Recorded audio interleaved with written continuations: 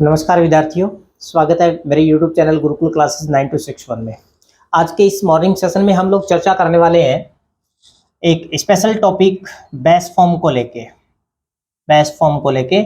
और ये जो टॉपिक है मेरे किसी फॉलोअर्स का, मेरे किसी साथी का कमेंट आया था कि सर बेस फॉर्म वाली जो समस्या है अभी तक समझ में नहीं आई है, तो उस कैंडिडेट के माध्यम से आप तक भी ये मैं ज्ञान अपना साझा करने की कोशिश कर रहा हूँ। देखिए बेस फॉर्म क्या होती है, पहले तो इसको मैं हिंदी में बता दूं। बेस फॉर्म का अर्थ होता है मूल रूप, आधार रूप जिसको बोलते हैं, आधार रूप या मूल रूप, ठीक है। और ये चर्चा का विषय बना था वर्ब को लेके। किसको लेके बना था? वर्ब को लेके, ठीक है। तो यहाँ इसमें हम लोग वर्ब जो अपने आप में एक पार्ट ऑफ स्पीच होता है या पार्ट ऑफ स्पीच का जो हिस्सा होता है, स्पीच का जो पार्ट होता है वर्ब, उस पर भी हम लोग इस वीडियो के अंदर चर्चा करने वाले हैं। इससे पहले कि मैं वीडियो को आगे बढ़ाऊं, आप लोगों से फिर से मैं ये रिक्वेस्ट कर रहा हूं, यदि आपको मेरे वाले वीडियोज पसंद आ रहे हैं उनको लाइक कीजिएगा, शेयर कीजिएगा, चैनल को सब्सक्राइब कीजिएगा यदि आपने अभी तक नहीं किया तो, और ज़्यादा से ज़्यादा लोगों तक मेरे वीडियोज़ पहुँचाने की कोशिश करो, ताकि जितने लोग तैयारी करने वाले हैं, एजुकेशन से जुड़े हुए हैं, जिनको इंग्लिश टॉपिक्स की जरूरत पड़ती है अपने एग्जाम्स के अंदर, तो उनको फायदा मिलता रहे। और आप लोगों के जो भी सब्सक्रिप्शन हैं, आप लोगों के जितने भी व्यूज हैं, लाइक्स हैं, वो मेरे को मोटिवेट करते हैं, तो मैं ज़्यादा से ज़्यादा अच्छा से अच्छा मटेरियल आप तक पहुंचाने की कोशिश करूँ, ठीक है। तो वर्ब जो होती है, वर्ब को अगर देखा जाए, मैं यहाँ पर जैसे हम छोटी कक्षाओं के अंदर पढ़ते थे कि V1, V2, V3, V4, मतलब कहने का तात्पर्य कि वर्ब की फर्स्ट फॉर्म, सेकंड फॉर्म और थर्ड फॉर्म और फोर्थ फॉर्म, ठीक है ना। इनकी हमने बहुत चर्चा की है। गो, वेंट, गॉन, कम, केम, कम, टेक, टुक, टेकन, ठीक है। ये वर्ब की फर्स्ट फॉर्म, सेकंड फॉर्म और थर्ड फॉर्म होती है, ठीक है। वर्ब की जो फर्स्ट फॉर्म होती है, यहां से मैं आपको बताना शुरू कर देता हूं, ये प्रेजेंट सिंपल होता है। वर्ब की जो फर्स्ट फॉर्म होती है वो क्या होती है? ये प्रेजेंट सिंपल होता है, ये ध्यान रखना। सब्जेक्ट के तुरंत बाद यदि वर्ब की फर्स्ट फॉर्म का यूज हो रहा है तो वो प्रेजेंट सिंपल टेंस होता है, ठीक है। इसके बाद वर्ब की सेकंड फॉर्म की अगर हम बात करें तो ये पास्ट सिंपल होता है। ये कौन सा टेंस होता है? पास्ट सिंपल होता है। ये चलते चलते अपने सीख लेते हैं, ठीक है। और वी थर्ड जो होती है वो ये फ्यूचर नहीं होता है, ये ध्यान रखना। ये परफेक्ट पार्टिसिपल होता है, ये परफेक्ट पार्टिसिपल होता है। पार्टिसिपल पर भी हम लोग चर्चा करने वाले हैं कि पार्टिसिपल क्या होते हैं, ठीक है ना। और इसके बाद V4 जो होती है वो होती है वर्ब की फर्स्ट फॉर्म में ING, वर्ब की फर्स्ट फॉर्म में ING। और ज्यादातर इनका जो प्रयोग है वो कौन से टेंस में होता है? कंटिन्यूअस टेंस में होता है, एक तो ये ध्यान रखना है। और प्रेजेंट पार्टिसिपल भी इससे ही बनता है, ये भी अपने को ध्यान में रखना है, प्रेजेंट पार्टिसिपल भी इसी से बनता है। चलिए हम लोग चर्चा कर रहे हैं बेस फॉर्म की। बेस फॉर्म का मतलब क्या है? मैं उदाहरण के तौर पर यहाँ पर दो वर्ब लिख देता हूं। एक तो मैंने वर्ब लिखी है गो, एक तो वर्ब क्या लिखी है? गो। और एक वर्ब मैंने लिख दी है यहाँ पर बुक। एक वर्ब क्या लिखी है? बुक, ठीक है। गो की सेकंड फॉर्म आपको पता है क्या बन गई? गुरुजी बन गई वेंट। थर्ड फॉर्म क्या बन गई? गुरुजी बन गई गॉन। ING क्या बन गई? गुरुजी बन गई गोइंग। ये तो आपको आता है, ठीक है। बुक की सेकंड फॉर्म क्या हो गई? गुरुजी हो गई बुक्ड। थर्ड फॉर्म क्या हो गई? गुरुजी बुक्ड ही रहेगी, ठीक है। और ING क्या बन गई? गुरुजी बुकिंग बन गई। ये लो। अब अगर आपसे सीधा शब्द लिख के बता दे बुकिंग क्या है, सीधा शब्द लिख के बता दे बुकिंग क्या है, ध्यान रहे जब तक किसी भी शब्द का प्रयोग वाक्य में नहीं हो जाता है तब तक हम उस शब्द का पार्ट ऑफ स्पीच नहीं बता सकते। ये कितना भी बड़ा विद्वान क्यों नहीं है, कोई नहीं बता पाएगा। जैसे कई बार क्लास के अंदर बच्चे पूछ लेते हैं सर ये क्या है, बुक क्या है, तो बुक का अर्थ अकेला नहीं होता है, आपको सेंटेंस देखना पड़ेगा। उस सेंटेंस में किस जगह पर उस शब्द का प्रयोग हुआ है, उसके आधार पर ही हम बता सकते हैं कि इस शब्द का यहाँ पर पार्ट ऑफ स्पीच क्या होने वाला है। जैसे उदाहरण के तौर पर यहाँ देखिए, आपके पास शब्द क्या दे रखा है? बुकिंग दे रखा है। चूंकि मैंने आपको बताया कि ये कंटिन्यूअस टेंस में काम में आ जाएगा, ये प्रेजेंट पार्टिसिपल भी है, और बुकिंग जो शब्द है वो नाउन का काम भी करता है। बुकिंग जो शब्द है वो नाउन का भी काम करता है, ठीक है। चलिए अब यहां पर अपने वो उस पर हम लोग चर्चा करेंगे अभी। ये देखिए गो वर्ब की फर्स्ट फॉर्म, बुक वर्ब की फर्स्ट फॉर्म दे रखी है, सीधी सी बात है। अब ये जो गो और बुक यहां पर वर्ब की फर्स्ट फॉर्म दे रखी है, वर्ब की फर्स्ट फॉर्म जितनी भी होती है वो सारी की सारी कौन सी फॉर्म होती है? वो होती है गुरुजी बेस फॉर्म। ये ध्यान रखोगे, वर्ब की फर्स्ट फॉर्म जितनी भी होती है वो सारी की सारी क्या होगी? वो बेस फॉर्म होती है। और तब तक बेस फॉर्म रहेगी जब तक उनके साथ कुछ न कुछ जुड़ न जाए, ये ध्यान रखना है। अब और जितनी भी बेस फॉर्म होती है वो सारी की सारी अपने आप में किस नंबर में होती है, इसको भी रट के याद रख लीजिएगा, प्लुरल होती है। वर्ब की जो बेस फॉर्म होती है, फर्स्ट फॉर्म होती है, वो प्लुरल में होती है, ये ध्यान रखना है। तो ये जो गो और बुक आपके सामने, ये मैंने दो ही उदाहरण दिए, असंख्या होती है, बहुत संख्या में होती है, ये तो कोई भी आ जाए, वर्ब की जो फर्स्ट फॉर्म होगी वो कौन से नंबर में होगी, वो होगी प्लुरल के अंदर। उसको कभी भी आप सिंगुलर नहीं कहोगे कि गो है सिंगुलर है, नहीं, बुक है सिंगुलर है, नहीं हो सकता ये, ठीक है ना। ये वर्ब की फर्स्ट फॉर्म है, बेस फॉर्म है, ये प्लुरल है। और किसी भी प्लुरल वर्ब को जब आप सिंगुलर बनाओगे, प्लुरल वर्ब को जब अपने को सिंगुलर बनाना हो, तो उस वर्ब के लास्ट में आपको एस या ईएस जोड़ना पड़ेगा, ये ध्यान रखोगे। बेस फॉर्म प्लुरल में होती है, और उस प्लुरल को जब आप सिंगुलर बनाओगे तो उसमें क्या करना पड़ेगा, एस या ईएस जोड़ना पड़ेगा। इसको मैं एक बार हटा देता हूं। एस या ईएस जोड़ने से वो सिंगुलर बनती है। अभी जैसे मैंने बोला है, हो सकता है किसी कैंडिडेट के दिमाग में ये बात आई है कि सर एस या ईएस जोड़ने से तो बहुवचन बनता है, प्लुरल बनता है। जैसे उदाहरण के तौर पर मान लीजिए आपके पास शब्द दिया मोबाइल, सिंगुलर है कि प्लुरल, आपने बोल दिया सर सिंगुलर है, और है भी सिंगुलर, अच्छी बात है। और इसको प्लुरल बनाएंगे तो क्या बन जाएगा गुरुजी, मोबाइल्स बन जाएगा, ये भी सही बात है, ये प्लुरल बन गया। आपके पास गो क्या दे रखा है गुरुजी, सिंगुलर दे रखा है, गलत, गो सिंगुलर नहीं है, गो क्या दिया हुआ है, प्लुरल दे रखा है। और इसको जब आप सिंगुलर बनाओगे तो इसके अंदर आपको एस या ईएस जोड़ना पड़ेगा, तब ये सिंगुलर बनेगा। गुरुजी ये क्या मसला है, इधर हमने एस या ईएस जोड़ा प्लुरल बन गया, इधर एस या ईएस जोड़ा तो ये सिंगुलर बन गया, ऐसा कैसे हो सकता है। कोई भी एक बात को पकड़ लीजिए, सीधी एक बात को पकड़िए, वर्ब की फर्स्ट फॉर्म जो बेस फॉर्म होती है वो प्लुरल होती है, उसको सिंगुलर बनाने के लिए उसमें एस या ईएस जोड़ना पड़ेगा, क्लियर। और इधर हमने एस या ईएस जोड़ के प्लुरल बनाया है। अंतर क्या है, अंतर मेरे प्यारे विद्यार्थियों ये है, यहां ये जो शब्द है मोबाइल, वो क्या है, नाउन का काम कर रहा है। नाउन अपने मूल रूप में सिंगुलर होता है, उसको प्लुरल बनाने के लिए उसमें एस या ईएस जोड़ा जाता है। जबकि ये जो गो है वो यहाँ पर डियर स्टूडेंट वर्ब का काम कर रहा है, और वर्ब बेस फॉर्म में प्लुरल होती है, उसको सिंगुलर बनाने के लिए उसमें एस या ईएस का प्रयोग करना पड़ेगा। एक बार के लिए आप इतना सोच लीजिए, जितने भी मैं यहाँ पर शब्द लिख रहा हूँ वो सारे के सारे वर्ब लिख रहा हूँ, ठीक है। हालांकि जरूरी नहीं कि वो वर्ब भी होता है, वो नाउन का काम भी कर सकती है, वाक्य में डिपेंड करता है, वाक्य में आप उन शब्दों का प्रयोग कैसे हुआ उस पर डिपेंड करता है। मान लीजिए कि स्पीक है, SPEAK, स्पीक, सिंगुलर है कि प्लुरल, गुरुजी प्लुरल है, इसको सिंगुलर बनाओगे तो क्या हो जाएगा, स्पीक्स हो जाएगा, क्लियर। मान लीजिए यहाँ पर शब्द दिया वॉक, सिंगुलर है या प्लुरल है, गुरुजी ये प्लुरल है, प्लुरल है, इसको सिंगुलर बनाओगे तो क्या हो जाएगा, ये हो जाएगा वॉक्स, ठीक है। इसी तरह से शब्द दिया प्ले, सिंगुलर है या प्लुरल है, प्लुरल है गुरुजी, इसको हम लोग सिंगुलर बनाएंगे तो क्या करेंगे, प्लेज हो जाएगा। ये सारे के सारे शब्द बशर्ते क्या होना चाहिए, वर्ब होनी चाहिए, बस। यदि वर्ब को सिंगुलर प्लुरल के दृष्टिकोण से आप देखोगे, वर्ब के नंबर के दृष्टिकोण से यदि देखोगे, तो वर्ब की फर्स्ट फॉर्म जो मूल रूप में है वो प्लुरल होती है, और उसको सिंगुलर बनाने के लिए उसमें एस या ईएस जोड़ देंगे। मेरे ख्याल से ये बात आपके समझ में आ गई होगी, ठीक है। अब कई बार क्या होता है कि कई लोग जिनके पास हो सकता है कि ज्यादा जानकारी हो, या हो सकता है कि लैक ऑफ नॉलेज हो, ज्ञान का अभाव हो, उसकी वजह से वो सीधा पूछ लेते हैं अपने से कि गुरुजी मेरे को बताइए ये बुक एक वचन है या बहुवचन है, बुक एक वचन है या बहुवचन। अगर मैं तीसरी चौथी क्लास में पढ़ा रहा हूं तो स्पष्ट है कि मैं बच्चों को ये बताऊंगा कि बेटा ये बुक जो है वो एक वचन है, और इसको बहुवचन बढ़ाने के लिए इसमें एस या ईएस जोड़ देंगे, तो बुक का क्या बन गया, बुक्स बन गया। ये क्या था, सिंगुलर था, और ये क्या बन गया, प्लुरल बन गया। चूंकि मैं कौन सी क्लास में बता रहा हूं ये बात, 3rd to 5th, ठीक है।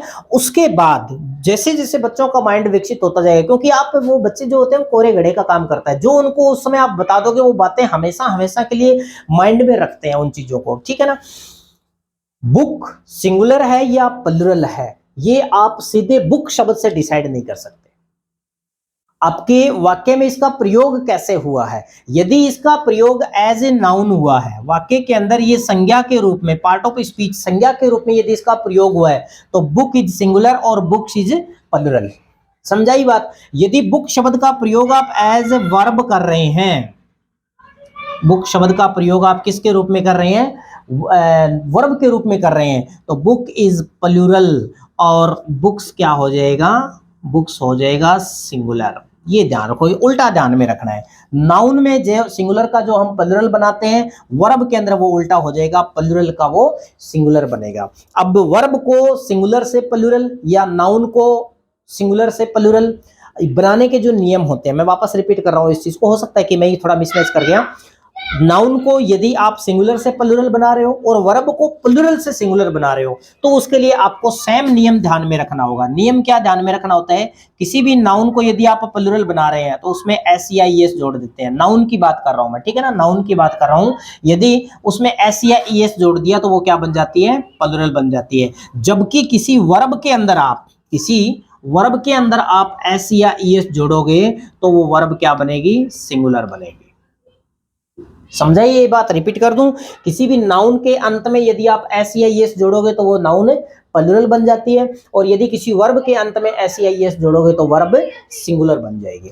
अब गुरुजी एस और ईएस वाला मैटर भी चलते चलते बता दीजिए, अब वो भी हम चर्चा कर लेते हैं कि एस कौन सी नाउन के साथ में जुड़ेगा, ईएस कौन सी नाउन के साथ में जुड़ेगा, इसी तरह से एस कौन सी वर्ब के साथ में जुड़ेगा, ईएस कौन सी वर्ब के साथ में जुड़ेगा। तो नियम एस और ईएस जोड़ने के जो नियम है वो दोनों के लिए सेम है।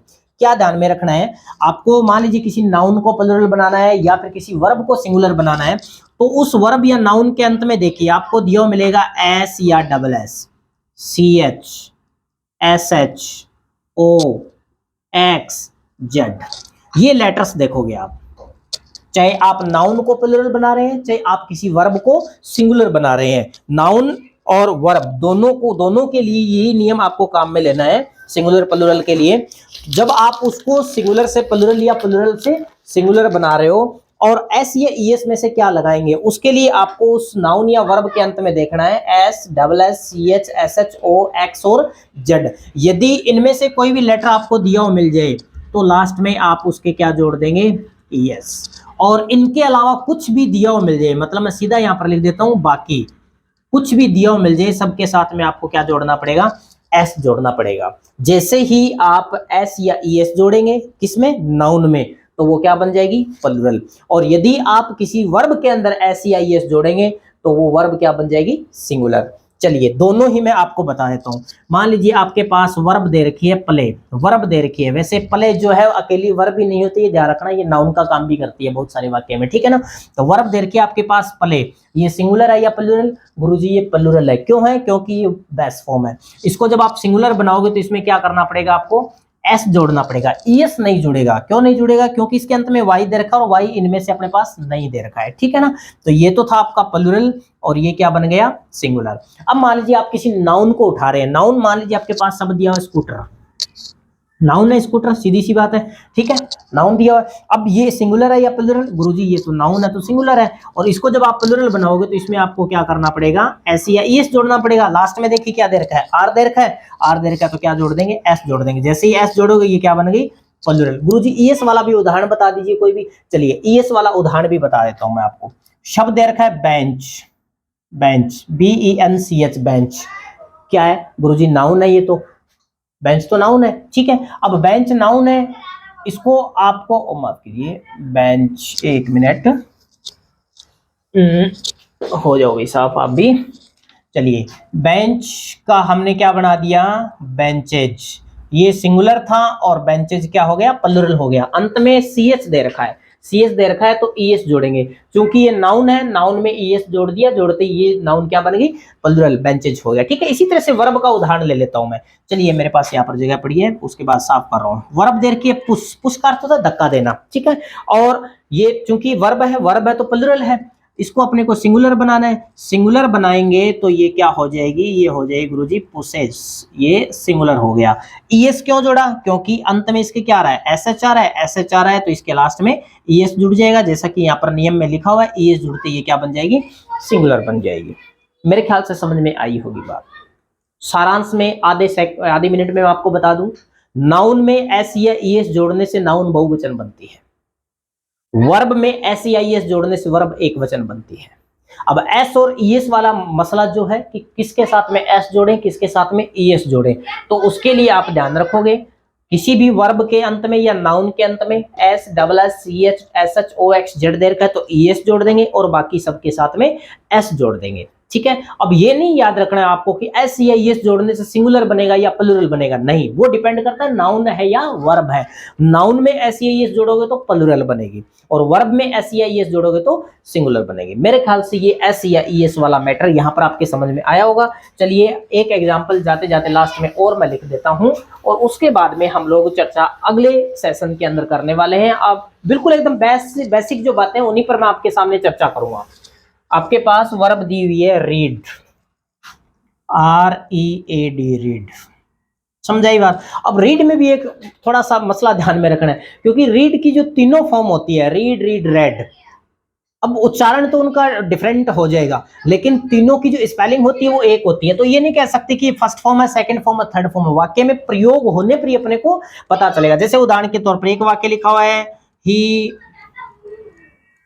रीड्स ए बुक, दूसरा वाक्य लिखा हुआ है, he has read a book, तीसरा वाक्य लिखा हुआ है, ही की बजाय मैं तो चलो कोई दिक्कत नहीं, he and she read a book.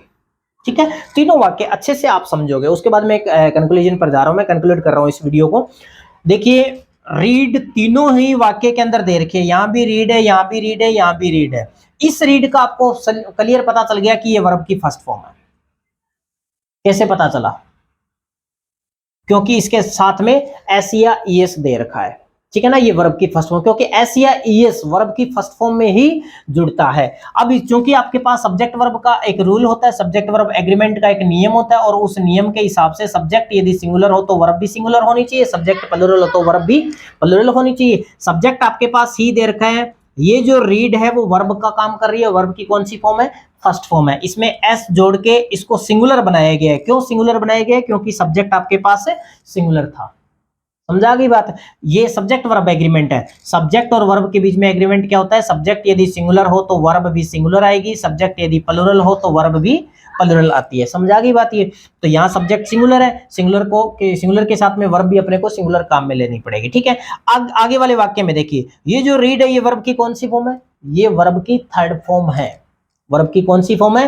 Third form है। कैसे पता चला गुरुजी ये थर्ड फॉर्म है? ध्यान रहे, हमेशा ही हैज, हैव और हैड, इन तीनों के बाद में कौन सी वर्ब फॉलो करेगी? थर्ड फॉर्म ही फॉलो करती है। ये वर्ब की थर्ड फॉर्म है। गुरुजी ये सिंगुलर है कि प्लुरल है? ध्यान रहे, सिंगुलर प्लुरल केवल बेस फॉर्म पर ही डिपेंड करता है, वर्ब की फर्स्ट फॉर्म पर ही डिपेंड करता है। सेकंड थर्ड फॉर्म पर सिंगुलर प्लुरल का कोई प्रभाव नहीं होता। ठीक है, इसके बाद ये वाली मेरे को आप बताइए, ये जो रीड है वो वर्ब की कौन सी फॉर्म है? हाँ, ये वर्ब की फर्स्ट फॉर्म ही है, और फर्स्ट फॉर्म बेस फॉर्म में दे रखी है। इसका मतलब ये यहाँ पर क्या है? प्लुरल है। क्यों आई प्लुरल? क्योंकि आपके पास सब्जेक्ट क्या दे रखा है? ही एंड सी, प्लुरल दे रखा है। सब्जेक्ट जब आपके पास प्लुरल है तो वर्ब भी अपने पास क्या आनी चाहिए?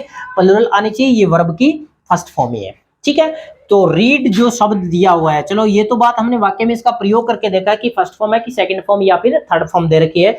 रीड यहाँ सीधा वर्ब के रूप में दे रखा है, इसका मतलब ये प्लुरल है। क्या ये? प्लुरल। और इसको जब आप सिंगुलर बनाओगे तो इसमें आपको क्या जोड़ना पड़ेगा? एस जोड़ना पड़ेगा। एस ही क्यों जुड़ा, ईएस क्यों नहीं जुड़ा? इसके पीछे कारण है, रीड के अंत में आपके पास जो लेटर दे रखा है वो डी दे रखा है, और डी हमने जो यहाँ पर लेटर्स लिखे थे उनके अंदर शामिल नहीं है, इसलिए एस जुड़ गया। अगर उनमें से कोई शामिल होता तो एस नहीं, फिर हम लोग ईएस लगाते। मेरे ख्याल से ये वीडियो आपको समझ आया होगा, पसंद आया होगा। यदि आपने पसंद किया है, इस वीडियो को पसंद आ रहा है आपको, तो इसको लाइक करेंगे। बाकी हम लोग बेस फॉर्म या फिर जो भी रूट बातें होती है, जड़ वाली बातें होती है वर्ब को लेके, उस पर हम लोग चर्चा करने वाले हैं आगे अगले वीडियो के अंदर। तब तक के लिए नमस्कार।